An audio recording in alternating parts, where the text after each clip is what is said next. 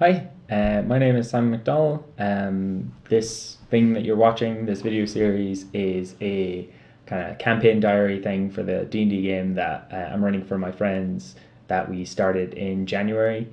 And it's sort of like an after action report. After every session, I'll sort of make a video that's sort of like the fictionalization of kind of what happened. Except like in a much condensed form, because like 3 hours is a lot of video, and I don't really want to make a 3 hour video recounting every single dice roll. And yeah, so we've played a couple of sessions so far, apart from session 0, and I'll get them recorded sometime in the next few weeks. But this one will just be about like the intro and the session 0, which is pretty much character creation. And that includes like what we're running, which is Curse of Strahd, which is a like gothic horror prepared adventure from Wizards of the Coast, and it'll theoretically take them from levels 1 to 10. But I didn't really like the level 1 to 3 thing called Death House, which is kind of a self-contained adventure, because I just thought it looked kind of boring, and I also kind of wanted to get the players like right into the game, so I decided to cut it and just start the players at level 3. And yeah, so that also allows them to pick their subclass, which is like further specialization, which is more fun. And it is the reason I chose to run Curse of Strahd, which is like a prepared adventure, is because before in the campaign I ran before, it was like I did what I would consider like the normal D&D thing, which is I made my own world and I made my own adventures, and we played every week. We're playing every 2 weeks in this campaign, but in that last one we played every week, and every week I had to like do so much prep, because I had to like make the world and like lay the tracks down in front of the speeding train, because yeah, I didn't have a lot of experience running D&D or making worlds, so it was like a double stress thing, and it was like took so much of my time. It was so stressful. So I thought that running a prepared one would be less stressful, and I was entirely correct, because I can do like my prep in an evening now, as opposed to like all week and all Sunday when we played. And I could even not do a prep and just run from the book, which is really nice to know that I have that to fall back on. So yeah, that's like so much better, at least for now. I'm sort of, it allows me to stress-free like build a world as well, which is something I actually quite enjoy when it's not married to the super stress of needing it ready for D&D the next week. So yeah, the actual session 0, which is the one we ran, was I made sure everyone knew they would show up, and we wouldn't be playing D&D. We'll just be like going over some grand rule stuff and like creating characters. And so some of the stuff we covered was like how long we want the campaign to be, which is probably like a year maybe, or if we run out of steam we can speed it up. And if you're okay with your character dying, if you're okay with like making a new character, which is like super important to get up right up front, because you don't want to find out like halfway through the game that, oh, if this character dies, then that player will just stop playing, because that's fine if you want to run that kind of game, but you need to know like up front, because then suddenly you can't like challenge that character without worrying that like, oh no, if the dice go the wrong way and they die, that player's just out of the game and you can't play D&D with them anymore. And you might choose to run something other than Curse of Strahd, which is like quite grim and can be like, the players can wander into like quite hard areas that are over challenging them, like way beyond their level. But yeah, we covered stuff like that, and it was really useful. And then we went on to creating characters, and we have I have 5 players, and Laurel has played a bunch. She's played in my last campaign. Roland and Jack I think have played in previous editions, and Rachel and Johnny haven't played like at all. So it was handy to have like people there who had played before, so I didn't have to like go around to everyone. They could ask each other questions. So Laurel is playing Mika Klolkis, who's this dragonborn wizard, who's a Theurgist wizard, so she worships like the god Helm of protection, and she gets like cleric spells, which is cool, and she was like acolyte, which means she served in a temple or something.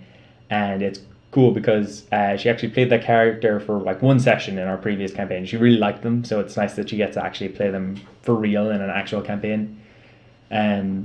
And Roland is playing Francis Forbes, who is this human male battlemaster fighter who chose the folk hero background because like him and his friends defeated an ogre when they were young, and then his friends went off to bigger and better things, but he didn't, and he's sort of like this washed up kind of hero who never achieved his full potential, which is a lot of fun. It's nice when people have like obvious flaws in their character. And yeah, the next player is Jack, who is confusingly playing a character called Jacques Lefebvre, who is a male human warlock of the Undying One. I think it's his patron. The Undying One is like a city full of like undead scholars who like his goal is like go out and gather knowledge and then like die and bring it back to them, which is cool. And the Undying One is like weirdly well suited to this campaign. He didn't mean for it to be, but it is. Like he's got a couple of things that are specific against undead, which surprise surprise, a gothic horror adventure and like a vampire land has some undead in it. And he chose the sage background, which totally makes sense because he's like a researcher. And Rachel is playing Sai Galanadel, who is a wood elf druid who's Circle of the Moon. So they're super good at transforming into beasts and stuff, and can transform into bigger beasts more often. And she chose, I always mistake, and I always say that she's a hermit, but she is an outlander.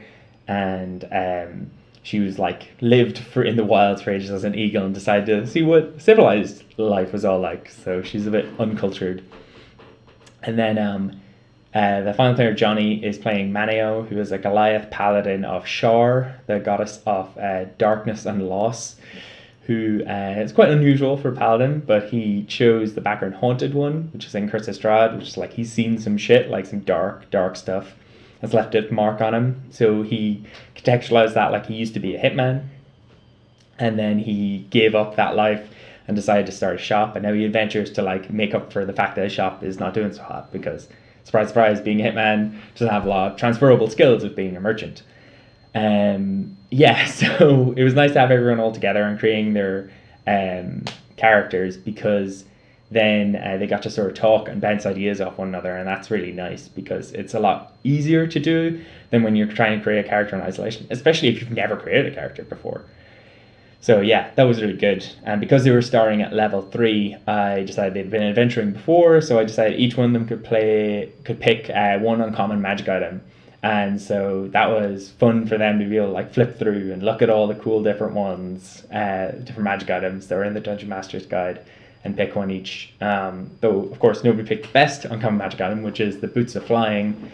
Why would you not choose the Boots of Flying? They let you fly. That's so cool. Clearly, they have different fantasies than I do, like having a necklace of fireballs. But yeah, so session 0 was really good to answer all those questions, like get them out and answered, and then everyone had fun creating characters. So yeah, we have played session 1 and 2 after that, but I still have to record and edit them, and session 3 is going to be upcoming for us. And I will make sure to get that recorded and stuff after the session 1 and 2 ones. So yeah, we play roughly every 2 weeks, so that'll be the cadence thereabouts for new videos. And if you liked this, and if you want to keep up with more stuff, please subscribe to the channel. I would say like and subscribe, but I don't know what like means in the context of YouTube. So just like me as a person, I crave validation, so I'd really appreciate it. And yeah, I think there's like a bell button down in the bottom right or something that'll like you will get an alert if I upload a video. But that yeah, so it'll probably be sooner than 2 weeks that I'll put up the next one because we've already played. But yeah, so thank you very much for listening and watching, and until next time, see you later.